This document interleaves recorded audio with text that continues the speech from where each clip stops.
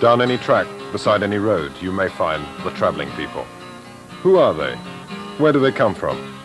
Now that their horse-drawn wagons have gone, are they any different from the rest of us? As the economy has changed, so today's 2,000-odd travelers have changed their lifestyle. One thing has never changed, and that's the prejudice which they arouse among their settled neighbors.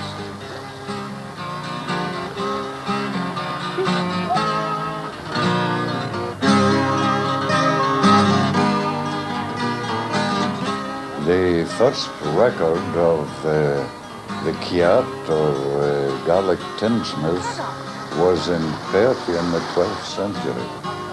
And in 1505 they were known as the Egyptians, hence gypsies. So that the tradition, the heritage, the culture is age-long. As the ordinary settled community have not met the traveling people, they've difficulty in understanding this roving community. They just don't understand any more than the traveling folk understand people who settle in boxes for their residences.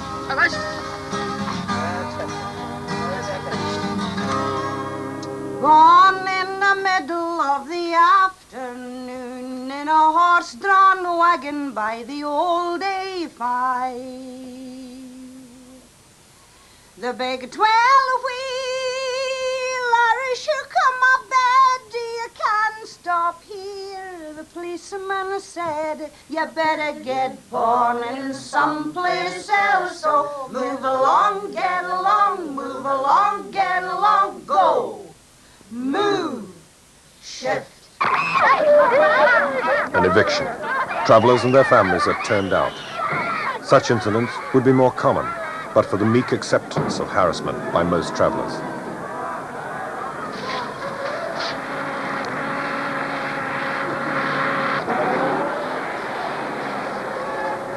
Travelers, partly through their ignorance of law and officialdom, partly just because their way of life is so different from those around them, have always been in conflict with authority. Recently, new conflicts have developed. Concerned about the problem of travellers in Scotland and the problems caused by them, the Scottish Secretary convened a committee in the 70s to advise him on these travelling people. The first chairman of that committee was Lord Bursig. I think the whole interest in the traveling people really came to public focus when they were harassed from their traditional sites with nowhere to go, court persecutions, and probably came to a focus in the Caravan Act of 1960, the Caravan Sites and Development Act, which forgot traveling people and said you could only put caravans on equipped sites. That meant if they'd nowhere to go before, they were at the nadir of finding a home afterwards. The traveling people having age-long their own traditions and heritage, but getting a bad reputation because of the ignorance of the settled community of the traveling way of life. That act, just the latest in a long succession of acts which have harmed travellers, gave officials the authority to do what they already did, forcing travellers on and debarring them from what they claimed to be traditional sites. At the same time, farmers, who used to depend upon travellers for seasonal labour, now found they could do without it and put an end to the custom of letting people camp on their land. Often the mere threat of harassment was enough to get rid of them. That's why, when these graves at Denny Cemetery near Falkirk were found wrecked, travellers who had camped nearby fled. Not that any responsible person once suggested they might have been involved. It was just that they'd got so used to being scapegoats. Betty MacDonald tells us why she felt pushed into leaving Denny. Well, the reason was what happened in the graveyard yesterday. The travellers know they were getting the blame of doing it. And it's a thing they'd never do. None of the kids would go into a place like that. I mean, you get rough kids, so it doesn't matter where you go, you get rough children. But none of our kids would go in there and do anything like that. We think it was done for the travellers to get the blame of it. We've been sitting there too long now. They wanted us off. So they'll do anything to get you moved. Well, the police have been up and down. 2 or 3 of the boys have been pulled with their motorists, which hadn't happened before. So if they can't move you one way, they move you another way. They'll always find something wrong with one of the vehicles. Tell you you've got to move on then, or they're going to do you for something that's wrong with one of the motors. And we've had the police up and down making inquiries about things that have happened in the town. So they've said, right, we'll go to the travellers. First people that come to is the travellers.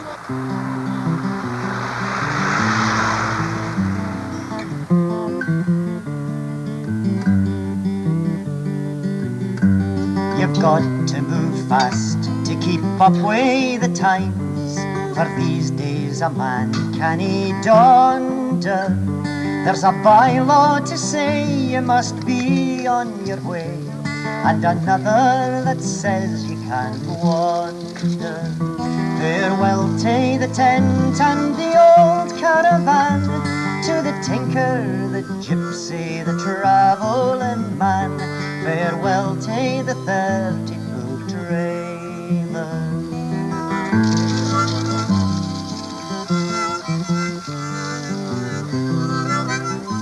When the value of land for development rose, councils and other landlords became much less keen for travellers to stop on their land.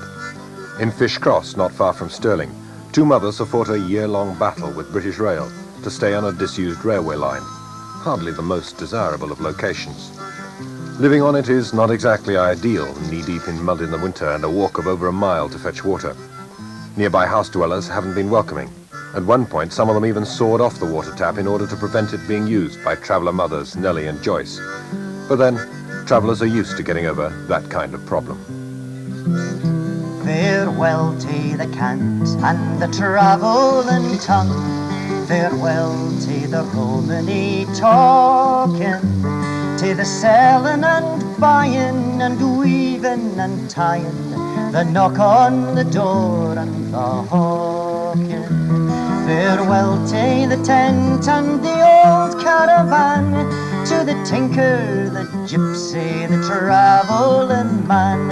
Farewell to the 30-foot trailer.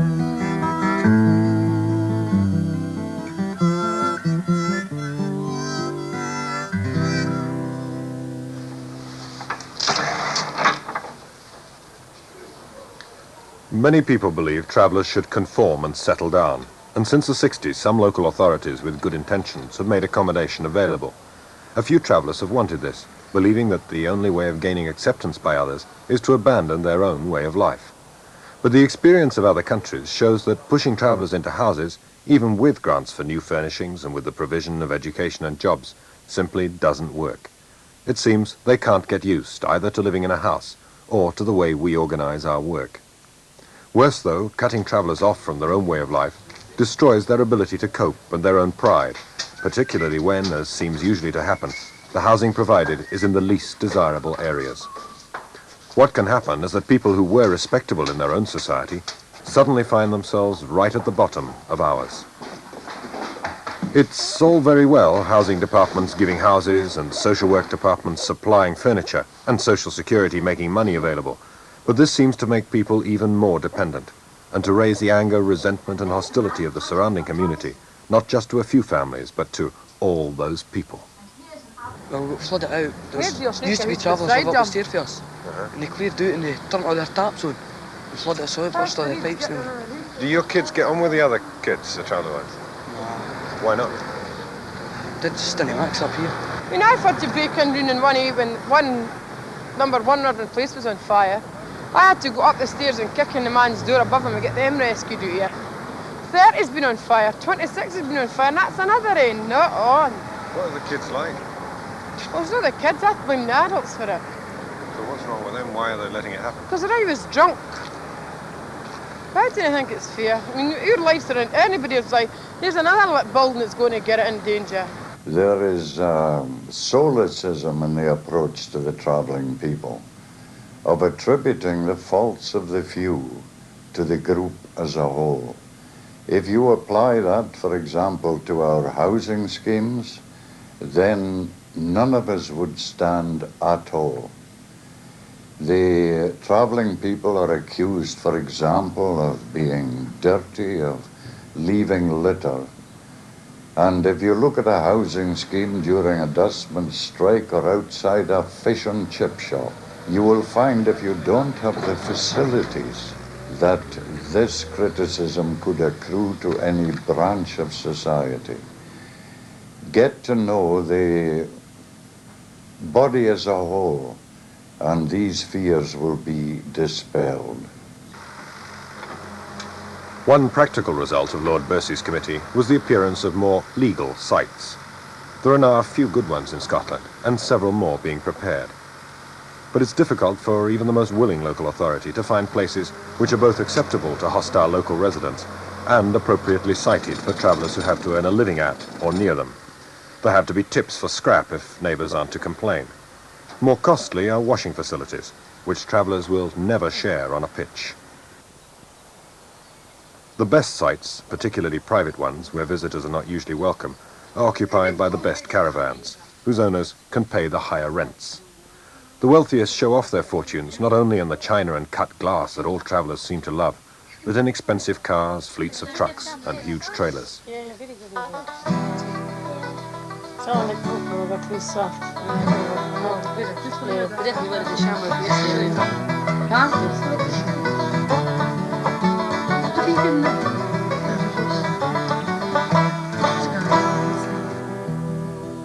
Travellers live by finding out what the settled community needs and supplying it, but that means adapting fast, and some are quicker than others.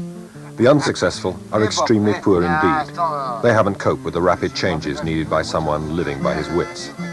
Between 30 and 40% of travellers stick to the tents or gullies used by travellers for centuries before trailers became typical, often settled on patches of unwanted ground, since there seems little point in travelling round once the way of life has been abandoned. You've got to move fast to keep up with the times, for these days a man can't donder.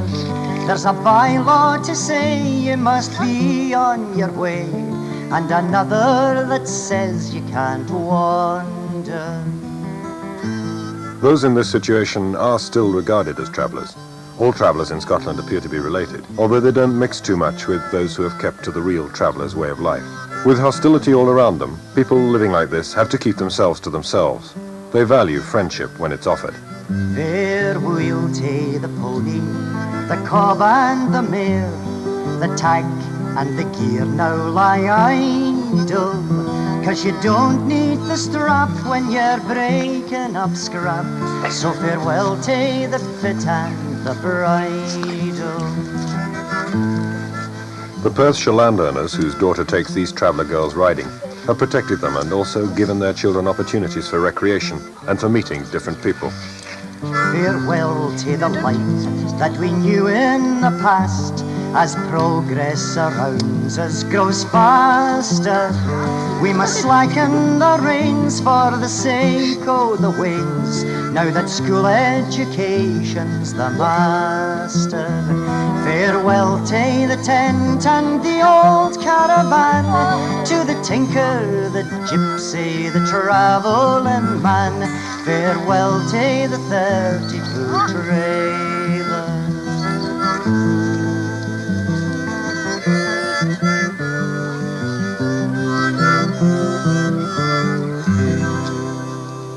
As well as providing housing or permanent sites, some local authorities now go out of their way to give schooling to travelling children. For years, officials either had to force them into schools or to ignore them. Now, in Central Region at least, there are special classes and a team of travelling teachers. They garner their education, their view of what life is all about from travelling, hence travelling people. And they are age-old from the 12th century on, according to the records. They have their own approach to education. They have a fear that our conformity type of education may take them out of the travelling way of life.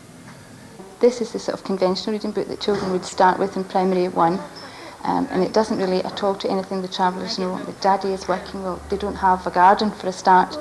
Vacuum cleaner, we didn't know what that was, and I had to tell them. Playing in a nice comfortable house with the television, Daddy sitting reading the paper, it just doesn't happen. cooking on a cooker like that. It's just totally unrelated to anything they know. It's very middle class, private house. Right.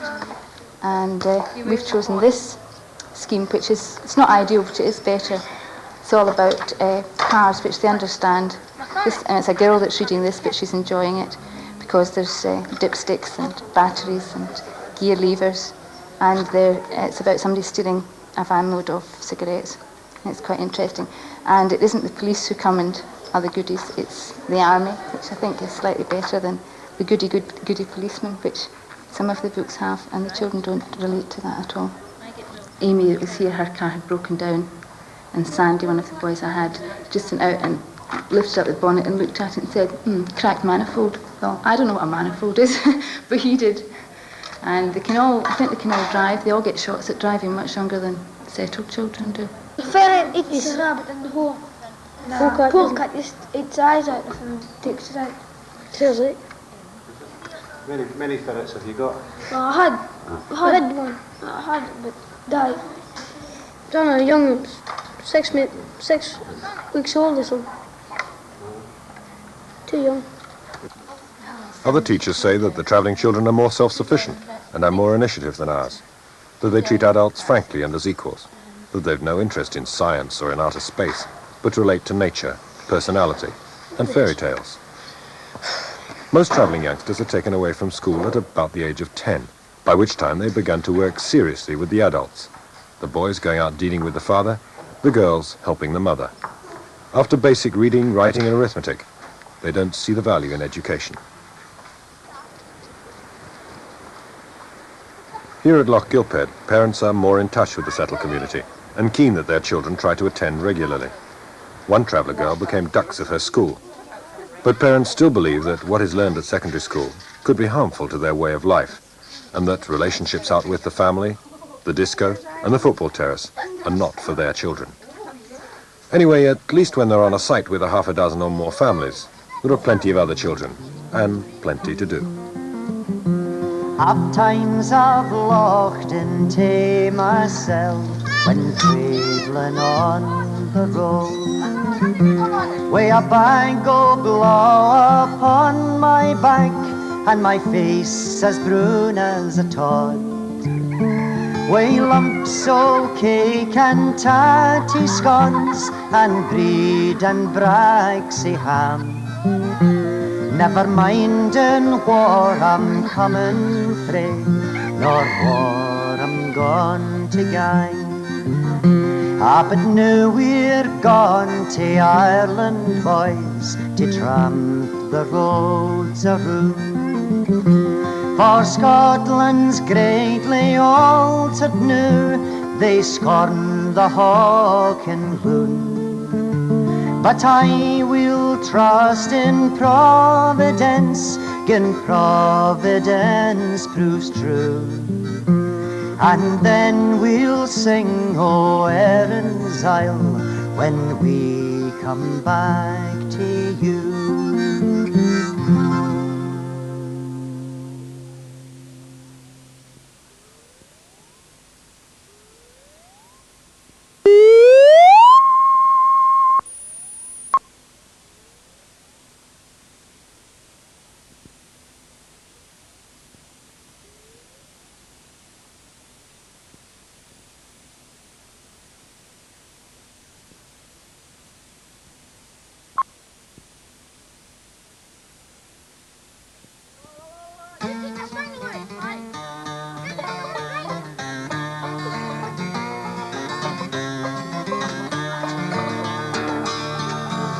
To me the life I love, let the life gae by me, ye the jolly heaven above and the byway nigh me.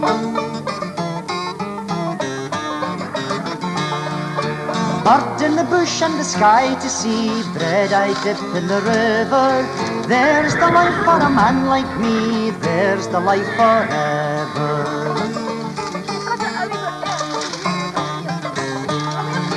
Bird in the bush and the sky to see, bread I dip in the river, there's the life for a man like me, there's the life forever. At Loch Gilphead, the local council built a new industrial estate and so wanted the travelling families off the foreshore, on which they had camped ever since anyone could remember. Shifted to the best provided of sites, the older Loch Gilphead residents don't seriously think of moving on. Now that the old economic systems which underpin traditional travelling life have all gone, that life is just something they look back upon, as do Mr. and Mrs. Willie Cameron. Well, we used to go around, all our girls are here, making cans, basins, big cans, and milk cans, and making baskets, and so forth like that. But now, the result is the people can buy them cheaper in the shops as what we can get the stuff to make them. Very little of the traditional craft industry survives, although a few older travellers can still make baskets, which used to be a mainstay of traveller life. The work that travellers do has always varied according to locality, season and fashion, as well as according to the preferences and abilities of individual travellers. Nowadays, tarring driveways and dealing in scrap and waste oil are probably the commonest jobs. Some do agricultural work, but others don't consider that good enough. This is a cleave. It's made of ivory. My father made that a long, long time ago. And it's the top of a walking stick.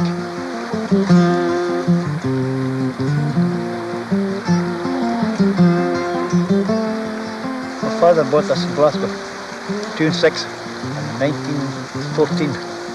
This is what you call a plane, a shave, of different thicknesses. You elevate that plate there for to make it whatever thickness you want. You can make it very, very thin, but whatever way you want.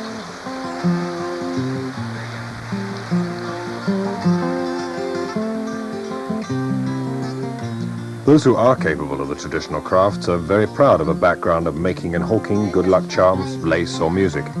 Some have taken their skills into showground work, or some still operate them as a sideline, like fortune telling.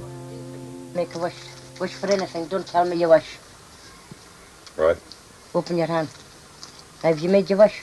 I have. Now, your wish wasn't for money, and your wish was not for land. As you gained your wish, it wouldn't make you rich, it wouldn't make you wealthy, but it would make you happy, wouldn't it?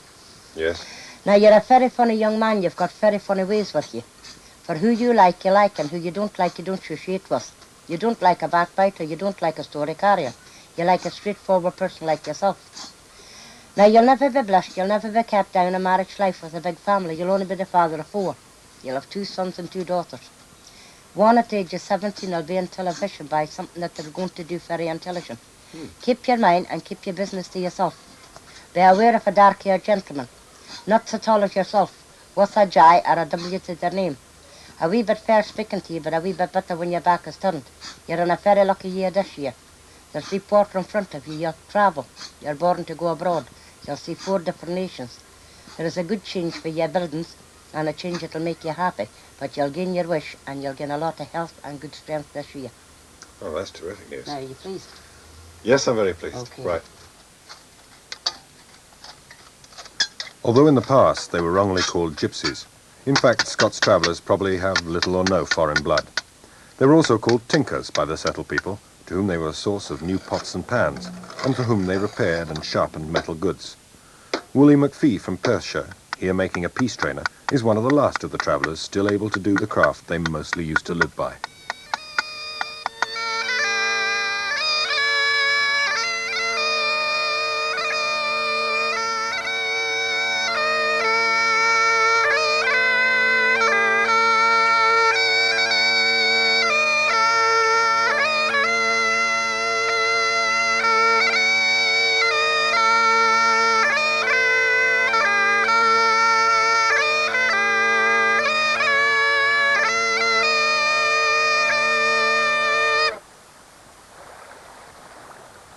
They've travelled in nature, they've not been interested in acquisitiveness, but simply being able to live from day to day in their own environment, which is nature.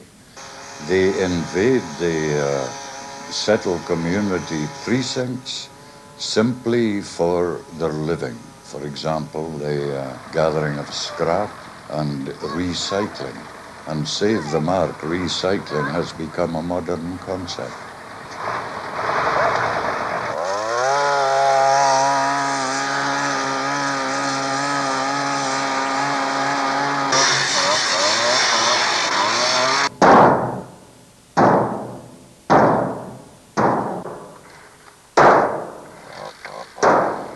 Can you tell me about the time you used to go off to Perth in groups and so on? Oh, well, the month of July when we used to go away to the flax picking, the result was there were maybe 25, 26 overcrowd then.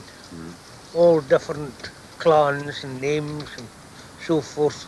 And we used to have quite a good time. Big dues and so forth.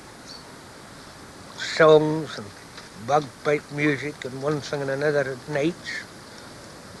Oh, we used to have quite a good time when we were at the flax picking, but just like everything else, it was a job that died out. We've got machines to do it now, you see. We have all the machines now, and in the harvest work we used to go over there and do quite a lot at the harvest, but now the combine harvester has killed all that and done away with it. And now they've started now having the potato lifting machines, and that has killed our jobs in a lot of places. We used to go to the raspberry picking too at Blairgowrie and Stanley, but we don't go anymore because we have no vehicle, you see, and it would take us weeks to go with a pony and trap. It would. But if there is There are probably many travellers in showground work, but the Stewarts of Blair are the only Scots travellers known to have made a career out of traveller culture, about which they've sung at home and abroad. If on marriage he is bent, then I'll give my consent. It's no every day he'll get a chance like me. For I can weave and I can work, I can wash and mend a sark. I'm as thrifty as ony lass I can. But on the nail I'll hang, and I'll get leave to sing. I wonder what's the day with all the men. Well done, I suppose when travelling people got together in big groups like that, they used to meet each other and get engaged and married and so on. Is that the way it used to happen? Yes. Oh, well, it used to be. A lot of elopements. Well, I meant to say the result was the way that I found it, my wife anyway.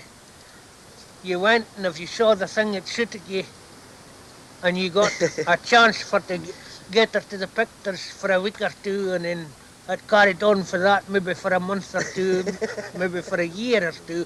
Well, me anyway, it took me 3 years to get married. Did it? Aye. So long. Why was that? Oh, well, just So to refuse. Can you tell me about the elopements? Well, a lot of them years ago used to elope. They would go to the pictures and then that was it. They were never heard of for maybe a fortnight. And that was the way they got married? Well, they got married when they come back. When they come back, Their parents, I made them go and get squared up. Travellers have a strong sense of honour and of what is fitting. For example, they still observe a traditional rite when a relative dies. When there's a death in the family. The like caravans or tents or so forth like that. Blankets or bedding, clothing, dishes and so forth like that. It's all destroyed when we have a decease. There's only the one class of material that we keep is bagpipes or any kind of musical instrument, watches, rings, brooches or earrings.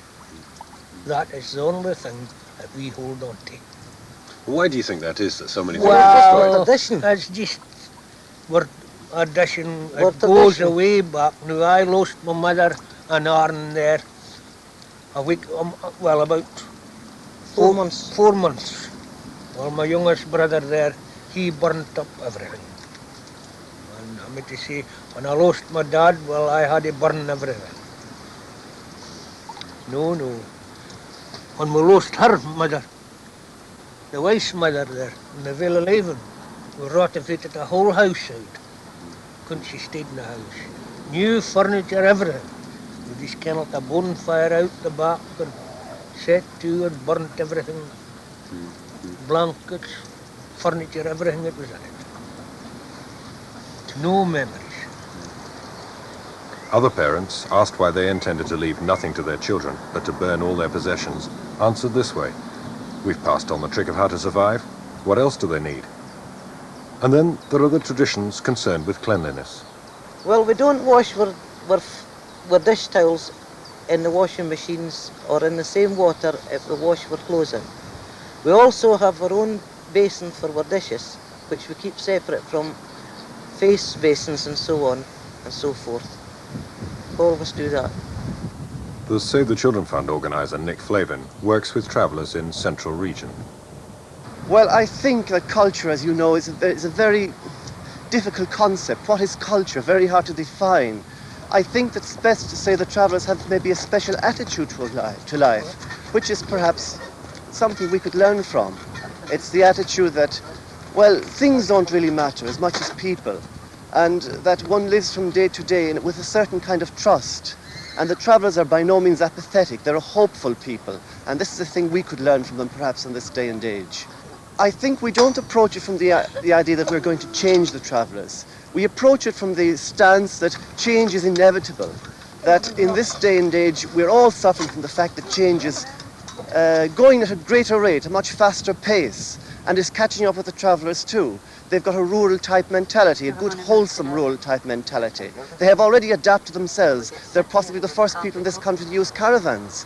They will tell you themselves that now the whole society is imitating them for going on caravan holidays. And this is the kind of thing. They are actual natural adapters. They use the things around them.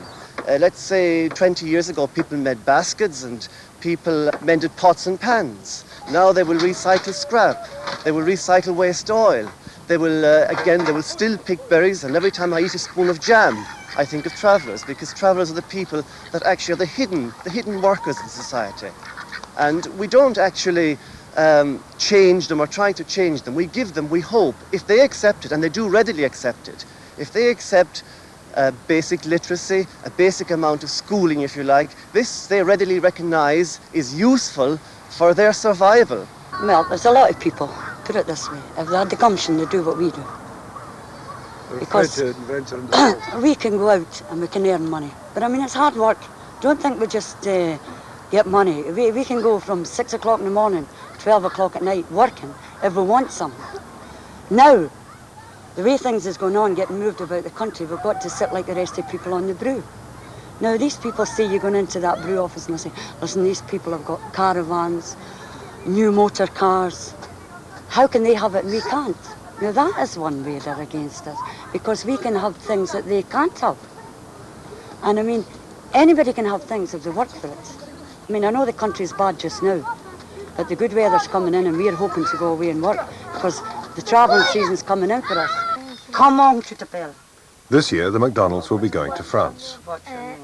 Je m'appelle Betty. Is What's your name? no, that's my name. My name is Betty. Betty. Tu veux jouer? Well, you know that one you said What always do say. you want? No, What do you want to play? Oui, bien sûr. Yes, sure. Sure. We don't know too much, we're just learning, you see.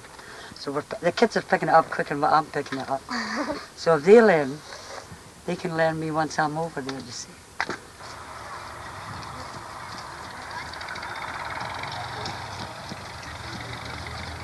We'll have the spring, we'll have the summer, and then we'll have the back end in autumn. Then we can earn money, we'll work hard and get it. And this is what the people are up against. They won't do what we do. They won't go in a tarty field at 7 o'clock in the morning to 5 o'clock at night. We'll do it, because we have to do it. And anything we want, we'll say, we'll look at a new caravan, we want that, so we'll go and work for it. But it doesn't take one, it takes the whole family. And that's where we differ from people in the houses. You've got a man working, maybe the wife's not working, but they won't have their children working. Our children will work along beside us in the fields, lifting tatties, shawing turnips, doing anything to help the family get on. And that's why we differ from other people. They have a profound independence of spirit. As the Orkney poet Robert Rendell said, with independent heart and mind hold I my heritage. so that they have what I would call their own culture, their own language, their own contribution to make, their proximity to nature throughout their lives from bairnhood onwards. And settlement in houses for them is a very difficult proposition indeed. Once the settled community understand these sterling people and don't attribute to the group the failings of the few, a principle on which none of us would stand, then if that understanding comes about, they will find a people of culture, of character, of individuality. Prime concepts which we so lack today. Get to know the travelling people, and you will get, as I do, an affection for them and a respect. The winter sky was hung with stars, and one shone brighter than the rest. The wise man came so stern and strict, and brought the order to evict.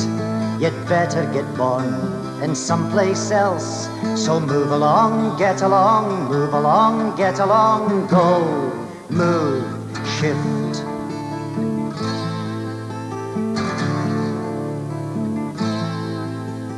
Caravan tent or a trailer born, last month, last year, or in far off times.